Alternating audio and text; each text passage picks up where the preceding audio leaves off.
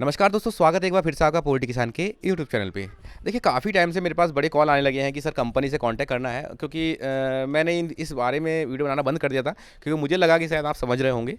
लेकिन शायद अभी आपको थोड़ा सा और ज्ञान देना ज़रूरी है, क्योंकि क्या है कि सच्चाई नहीं जानोगे तो काम नहीं होगा। अब बहुत सारे क्वेश्चन मेरे दिमाग में आते हैं कि यार ये लोगों को समझाऊँ फिर भी समझ में नहीं आती। अभी लगभग 1 हफ्ते में बहुत ज़्यादा क्वेश्चन ये आ रहे हैं कि सर कंपनी से काम कर रहे हैं, हमको कंपनी का कॉन्टैक्ट नंबर दे दीजिए। और आप सुपरवाइज़र बोल रहे हैं या कंपनी के मालिक बोल रहे हैं या कंपनी वाले कौन से कंपनी वाले बोल रहे हैं, हमारा कॉन्टैक्ट कर दीजिए। भाई साहब, ऐसा है, आप लोगों ने फार्म जो बना के रख लिया है ना ये कॉन्टैक्ट बेस पे कि हम कॉन्टैक्ट बेस पे काम करेंगे, तो इसको ना ही चलाओ तो अच्छी बात है। इसको किसी को किराए विराए पे दे के काम कर लो तो वो बढ़िया है, क्योंकि आप लोग कॉन्टैक्ट फार्मिंग अगर गा रहे हैं कि मैं कॉन्टैक्ट फार्मिंग करके सफलता प्राप्त करूँगा, तो बहुत बड़ा भ्रम है। मैंने ऐसे ऐसे फार्मरों के साथ बात करी है जिन्होंने बहुत रुपए का फार्मिंग खड़ा करके, और आज वो रो रहे हैं कि हम ना तो प्राइवेट चलाने के काबिल बचे हैं, ना हम अब कांटेक्ट कर सकते हैं, क्योंकि जो पैसा बचा हुआ था उसमें फार्म बना लिया, एक छोड़ तीन तीन चार चार फार्म बना के खड़े कर लिए, अब उसको चलाने के लिए हिम्मत नहीं है।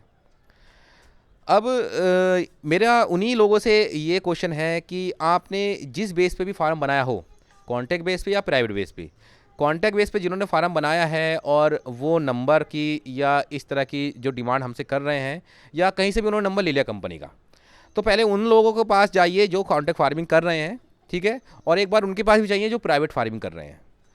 ठीक है, जब आप कॉन्टैक्ट फार्मिंग करेंगे और प्राइवेट फार्मिंग की तरफ जाएंगे तो आपको बड़ा डिफरेंस रहेगा, कन्फ्यूजन रहेगा, कि क्योंकि ना तो कॉन्टैक्ट वाला खुश है और ना प्राइवेट वाला खुश है। तो खुश कौन है? खुश इस सेक्टर में कोई नहीं है, क्योंकि ये सेक्टर हर तरीके से चारों तरफ से फार्मर की ही ऐसी तैसी करने में लगा है।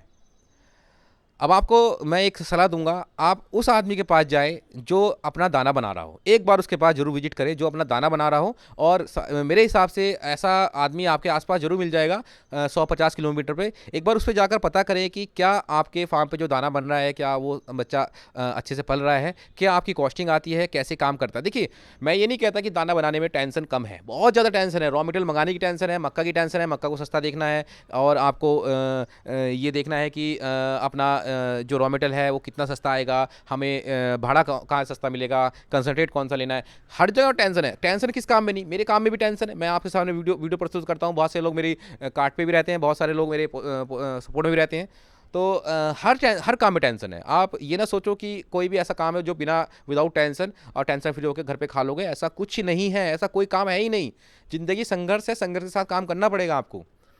अब रही देखिए कॉन्टैक्ट फार्मिंग बात, कॉन्टैक्ट फार्मिंग भी आपको संघर्ष करना पड़ेगा और बहुत ज़्यादा करना पड़ता है, और साथ साथ संघर्ष के साथ साथ आपको नौकर भी बना लिया जाता है। एक बार के लिए आप अपना काम कर रहे हैं, अपने काम में आप नौकर बन जाए तो अच्छी बात है, लेकिन आप दूसरों के लिए काम कर रहे हैं और दूसरों के काम में आपको जो नौकर जैसा फील कराया जाता है, वो बहुत बहुत ज़्यादा दुखदायक होता है। आपने अपने फार्म पे 20 लाख रुपए लगा के बैठे हैं आप, एक एग्जाम्पल है, 20 लाख रुपए आपने अपने फार्म पे लगा के बैठे हैं। अब 20 लाख रुपए लगाने के बाद आपके पास एक सुपरवाइजर आया जिसकी सैलरी 10 से 12 हज़ार रुपये है, ठीक है, और वो आपको पूरे बैच में आपको आपकी नानी याद ना दिला दे कि चौधरी साहब ये काम करो और चौधरी साहब वो काम करो और साहब ये काम करो और ये काम करो, आपने ये नहीं किया वो नहीं किया, और आप कुत्ते की तरह दुम लगा हिलाते हुए वो काम करोगे, तो आप नौकर हो ना उसके। वो जैसे वो कह रहा है कि वैसे ही आपको काम करना पड़ रहा है। और चाहे कमी उसके अंदर हो, कमी चाहे कंपनी के अंदर हो, कंपनी ने बच्चा खराब दिया हो या कंपनी ने दाना खराब दिया हो, आप लोगों को बोलेंगे कि आप मैनेजमेंट अच्छा नहीं कर रहे, आपने जो लेबर रख रखी है वो गड़बड़ कर रही है, आपने जो ये पानी लगा रखा है ये अच्छा नहीं है, आपके डब्बे साफ नहीं हैं, आपने ये दवाई गलत दे दी है। मतलब कुल मिलाकर फार्मर को ही गलत ठहराया जाता है। अब एक चीज़ बताइए कि जहाँ जहाँ मैंने अधिकतर जो फार्मरों से बात करी है, जो कंपनी से कांटेक्ट करते हैं, उन लोगों का यही है कि भैया एक तो नौकर बन जाना है, ठीक है, दूसरा आपको ऐसी स्थिति में रख के खड़ा कर देंगे, क्योंकि एक बार आपको पैसा बहुत बढ़िया देंगे। सपोज करो आपके पास 5 हज़ार बच्चा, उस पर 1 लाख रुपये आपको दे दिया, आपको बच गया, आप बड़े खुश हो गए कि भैया पैसा मिल रहा है, अब तो इसके साथ काम करना है, विदाउट टेंशन सोना है आराम से घर पे। लेकिन आने वाले कुछ महीनों में आपकी ऐसी स्थिति हो जाएगी कि जो 1 लाख रुपया आप उसको पहले गाते रहेंगे कि 1 लाख रुपया हमको मिला था, उस महीने मिला था, क्यों नहीं देगी कंपनी, देगी। फिर अगले बैच में ऐसा हुआ कि कुछ कम हो गया, 10-20 हज़ार रुपये। आपने बोला यार चलो इस बार हमारा बैच गलत गया है, अगली बार हमारा अच्छे से काम होगा तो हम अच्छे से काम करेंगे, फिर से एक सवा लाख रुपये कमा लेंगे। लेकिन हुआ उल्टा, और अगली बार जो ब्याज डाला उसमें आपका और भी कम हो गया। मतलब यानी अब लेबर अब इतना आ गया कि आपकी लेबर की मजदूरी निकलनी मुश्किल पड़ रही है। तो आप क्या बोलोगे कि यार, अब आपके मन में थोड़ा सा विचार ये आएगा कि यार कुछ ना कुछ ये कंपनी यार गड़बड़ कर रही है यार, पैसा नहीं देती यार। ठीक है, अब आप उस स्थिति में फंस चुके हो जिस स्थिति में आप फार्म ना तो प्राइवेट कर सकते हो ना कॉन्ट्रैक्ट कर सकते हो। और ऐसे कम से कम 70% फार्मर कॉन्ट्रैक्ट फार्मिंग कर रहे हैं। ऐसे ही हो रहा है। और जो लोग निकलना चाहते हैं, क्योंकि उन्होंने फार्म तो बना लिए, क्योंकि एक बार उन्होंने सोचा कि मेरा 2000 बच्चे पे बढ़िया 40-50 हज़ार रुपये आ गया है, अब हमको क्या करना है, हमको 2 की जगह अब 10,000 का फार्म बनाना है, हमारे आ जाएंगे 2 लाख रुपये, 2-2.5 लाख रुपये हमारे आते रहेंगे, 10,000 बच्चे का फार्म बन जाएगा, तो हम आराम से अपने हिसाब से महीने का हमारा हो गया 50,000 रुपये, 1 लाख रुपये। ठीक है, तो हमारा बढ़िया लाइफ कटेगी। बस गलती वहीं होती है, जब आप बड़ा फार्म बनाते हो उसके साथ मैनेजमेंट अच्छा मांगती है कंपनियाँ, जब जब बड़ा फार्म बनाती है कंपनियाँ, बड़े फार्म को अधिकतर परेशान कर देती है। एक चीज़ मैं बताऊं, कंपनियाँ कभी भी समय पे लिफ्टिंग नहीं कराती, क्योंकि जब जब उनको लगता है कि आपको पैसा देना है, तो आप अभी देखना गर्मी में कितना रुलाएंगे, 40-40 दिन में लिफ्टिंग होगी, 42 दिन में लिफ्टिंग होगी। ऐसा ही करती है कंपनियाँ। जिनका बच्चा सही समय पर उठ जाता है और जिनका बच्चे में सही दाना पानी मिल जाता है, उनको पैसा अच्छा मिलता है। मैं ये नहीं कहता कि बिल्कुल नहीं देंगी पैसा, देती हैं, लेकिन भैया कितने % लोगों को दे रही हैं पैसा। और बच्चा, जैसे गर्मियां हैं, अब गर्मियों में बच्चा जो आपको सोच रहे हैं कि आपको हर बैच के बाद तुरंत बच्चा मिल जाएगा, ऐसा भी नहीं होता। अगर एक बैच खराब होता है ना, तो कम से कम 15-20 दिन 50 दिन तक फार्म को रोक देते हैं ये, कि आपकी फाइल एफ में चली गई है, अब आपको हम बच्चा नहीं देंगे, अब आप हमारे जो आपका अकाउंट 30 दिन के लिए ब्लॉक हो गया या 90 दिन के लिए ब्लॉक हो गया। इस तरह से ये बहुत सारी बहानेबाजी करते हैं। और जब आपका कभी कभी पेमेंट ख़राब आ जाए, जब आपका पेमेंट अच्छा आ जाता है लेकिन उसके बाद कभी ख़राब आता है, तो आपको ये जवाब मिलता है सुपरवाइजर से और मैनेजर से, क्यों हमने पैसा नहीं दिया था, क्या आपको क्यों हमने पैसा नहीं दिया था, उस बैच में अच्छा पैसा कमा गए, इसमें ख़राब कमा गए, तो आप हमको बोल रहे हो। मतलब इस तरह की बहुत सारी घटनाएं हमको सुनने में मिलती हैं।